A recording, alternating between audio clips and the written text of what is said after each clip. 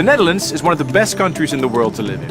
It has a strong economy, and some of the world's best DJs were born here. There's only one downside.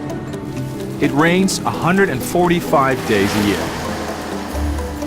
At Google, we solved this problem by repurposing Holland's old windmills, using them not to capture wind, but to generate it. To pull this off, we needed to build a better understanding of the weather. We used Google Cloud Platform to predict how clouds will behave. We then connected all 1,170 windmills in Holland to prevent bad weather from happening. Let's take it for a spin.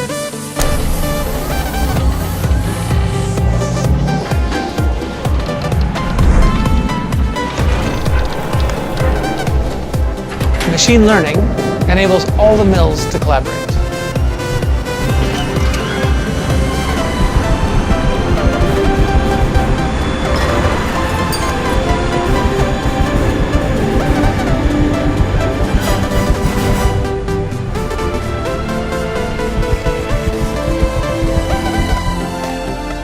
Of course, we need some rain now and then. With Google Wind, we can also decide when and where it rains. So Google Wind is able to keep clear skies any season. Mensen, zon, zon en nog eens zon. Net als de rest van het jaar. I'm proud to announce that from April 1st, we're able to guarantee clear skies for everyone.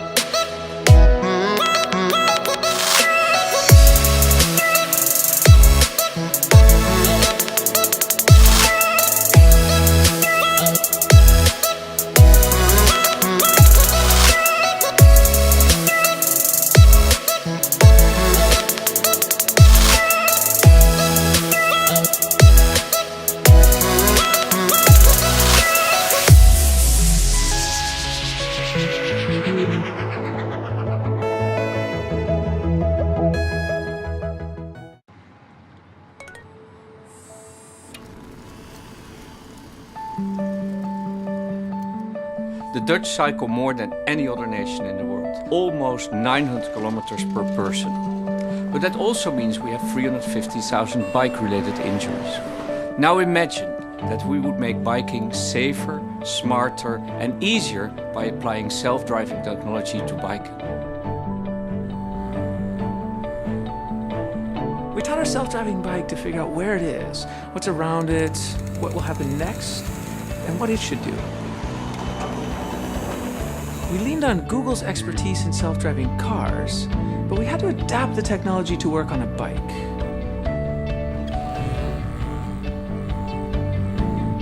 We decided to add 2 additional features. First, you can request the bike to pick you up wherever you are, and we developed a comfort mode, adjusting the pedals to a perfect resting position. I think the self-riding bike could really give a boost to the economy because people could also work on their bicycle. You work in your office, you work in your home, you work in your car. You could even work on your bike. I have so much more time. My kids love it. They're just free. They can go anywhere they want, anytime they want. It's amazing. At the Fietsersbond, we feel that this is the biggest invention since the invention of the bicycle itself. At Google, we always put our users first. With the launch of this bike, we believe we do that again.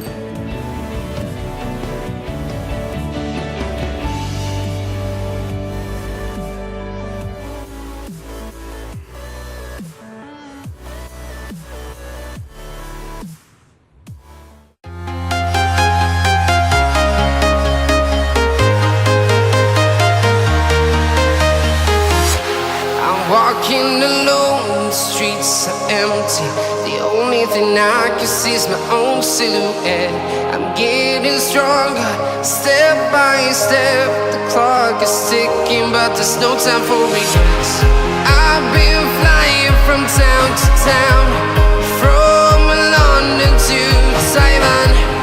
I've been all around the globe, trying to protect your soul.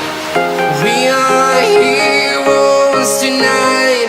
We will fly above the sky. We are heroes tonight. Yeah. We are heroes tonight. We will fly above the sky. We are heroes tonight.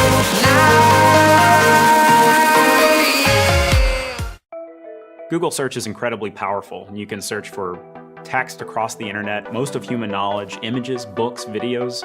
But we'd realized there was an important part of the search experience that we'd overlooked. Our task as designers is to get our users the information they're looking for as quickly and as beautifully as possible. But until now, we couldn't always give users what they're looking for, because sometimes they're not looking at all. My wife and I have a puppy with so much energy that we walk her 5 times a day, and she sniffs around every nook and cranny. This is how she gets information about her world. Photo, auditory, olfactory, sensory convergence is a phenomenon that's been promised in science fiction for decades. We're excited to announce Google Knows Beta, our flagship olfactory knowledge feature enabling users to search for smells. Our mobile aroma indexing program has been able to amass a 15 million centibyte database of smells from around the world. With an elegant integration into our existing knowledge panels, the Google Knows Beta Smell button seamlessly connects scent to search. By intersecting photons with infrasound waves, Google Knows Beta temporarily aligns molecules to emulate a particular scent. Google Knows Beta works on nearly all desktops, laptops, and quite a few mobile devices. In the fast-paced world that we live in, we don't always have time to stop and smell the roses. Now, with Google Knows Beta, the roses are just a click away.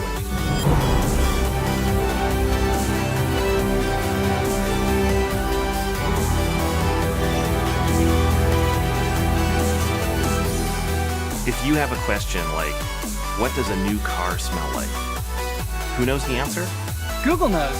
What does a ghost smell like? Google knows. What does the inside of an Egyptian tomb smell like? Google knows. Google knows. Google knows. Beta.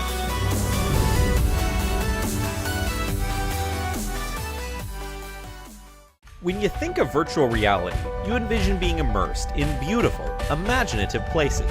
But without 3D objects to fill them, these places aren't nearly as special.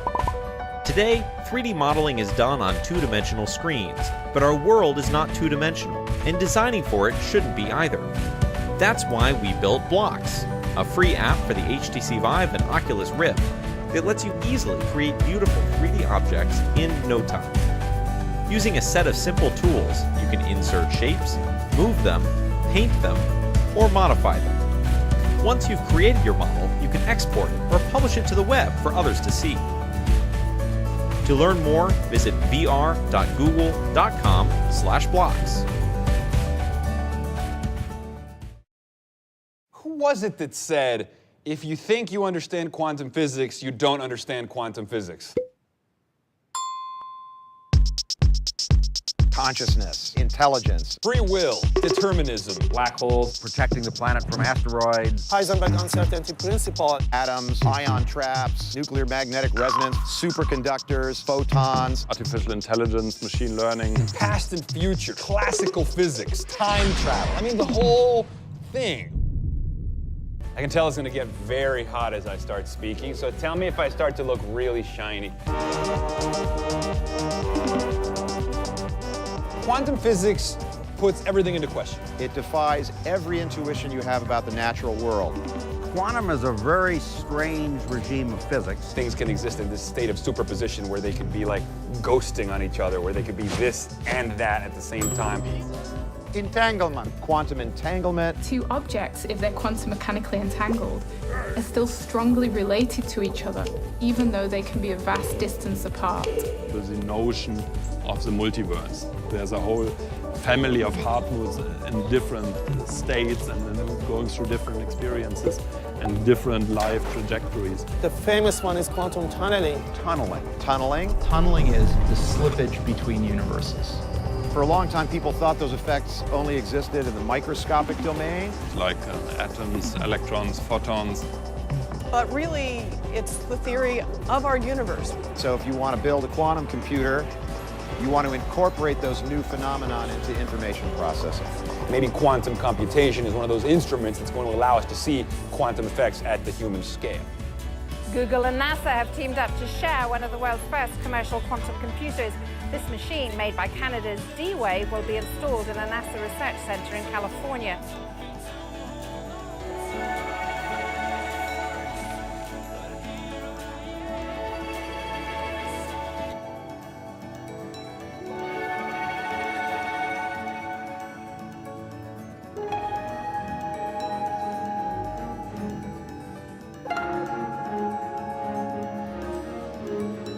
This is the inside of one of our dilution refrigerators.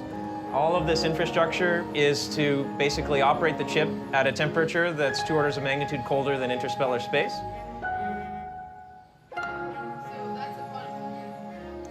The processor is a quantum computer.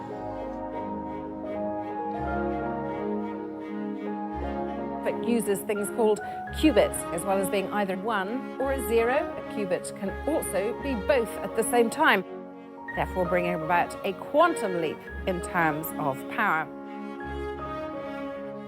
Harnessing principles of reality that are, up until very recently, completely not observable by us is just fascinating in ways that I can't completely articulate. The overwhelmingly obvious killer app for quantum computation is optimization. Optimization problems are extremely difficult problems. Actually, all Google server centers together will not be capable of coming up with the best solution to these optimization problems as they get larger. So now, what is an optimization problem? Here, I'll give you an example. You want to do a trip through South America and you want to visit a number of cities. And then you ask, what is the cheapest ticket I can get to visit, let's say, 20 cities?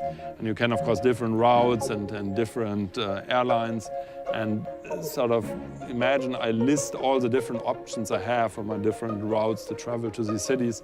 We currently, as a civilization, we generate vast amounts of data. It could be climate data, genomic data, but it's very difficult to generate useful insights oftentimes from that data. If you can solve optimization problems better, you have an important resource at your hand.